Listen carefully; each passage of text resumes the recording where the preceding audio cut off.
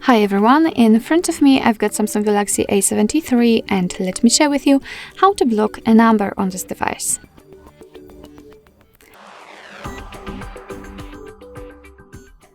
So basically we've got two different ways to do that, by using a contact list and by using the settings. Of course, I'll show you both options. Let's begin with the contacts. Open them, find the contact you'd like to block and tap on it. Now we have to enter this info icon and tap on more, so the three dots icon in the right lower corner. As you can see, we've got the option block contact, so just tap on it. And of course your device will ask you if you really want to do it, because you will no longer receive any incoming calls or text messages from this number. So just tap on block if you're ready.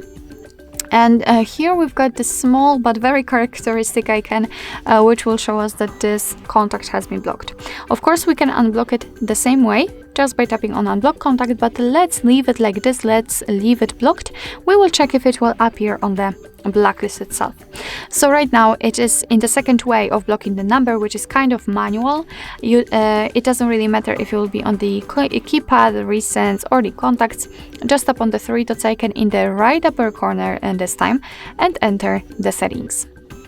And right here we have to tap on the block numbers, which are at the very top, and we've been just transferred to our blacklist, and that's the number we blocked from our contacts. So everything went fine, it just appeared here.